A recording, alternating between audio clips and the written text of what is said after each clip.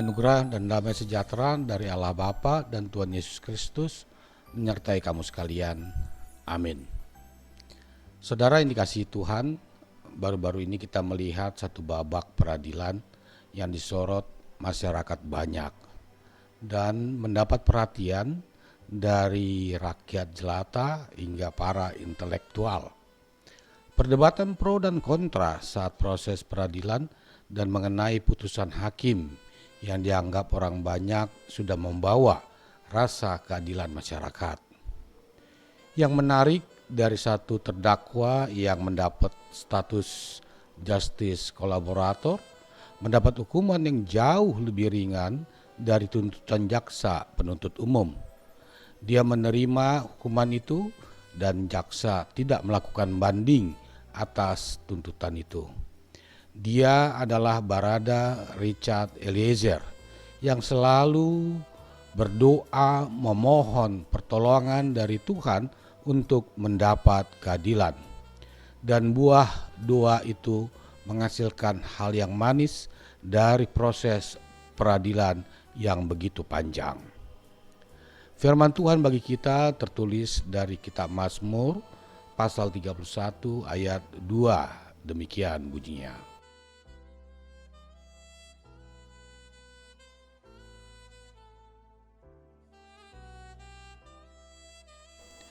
Sedengkanlah telingamu kepadaku, bersegeralah melepaskan aku.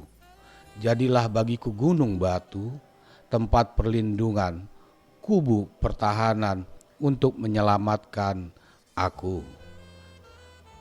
Saudara yang dikasihi Tuhan, Daud mempunyai pengalaman dikejar-kejar oleh Raja Saul dan bersama pasukannya untuk membunuh Daud karena akan beralihnya tampuk raja ke Daud. Namun begitu, Daud tidak membalas kebencian Saul, walaupun suatu saat dia dapat membunuh Saul. Karena dia sadar bahwa Saul adalah seorang raja yang juga diurapi Tuhan dan patut dihormati. Kita bisa merasakan bagaimana kesesakan Daud menghadapi situasi tersebut. Jiwa yang terancam dan harus jauh dari sanak saudara. Namun iman Daud yang dekat dengan Tuhan mulai sejak kecil memohon kuat kuasa dari Tuhan. Dan inilah doa dan nyanyian pujiannya untuk memohon perlindungan dari Tuhan. Dan benar, setelah nyata Tuhan melindungi dia dari ancaman pembunuhan Saul. Dan Tuhan yang bertindak membalas kejahatan Saul hingga dia mati dalam peperangan.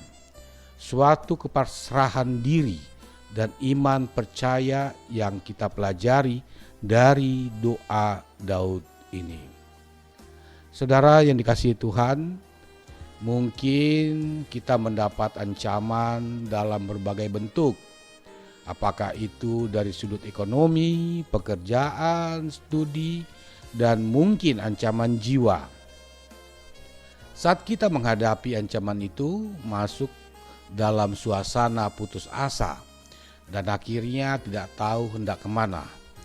Pikiran kacau akan menyebabkan tindakan yang tidak benar dan bahkan melawan hukum. Pernyataan dan iman Daud dapat kita teladani bahwa dia memohon kepada Tuhan untuk mendapat perlindungan dari ancaman yang dia alami.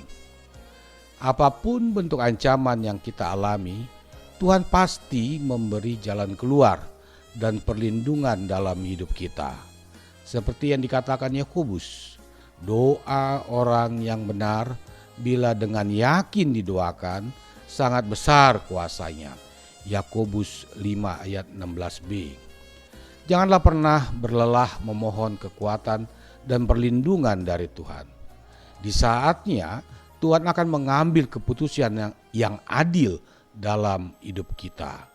Tuhan itu ada dan dia tidak pernah tidur dan jauh dari orang yang percaya kepadanya. Tuhan memberkati. Amin.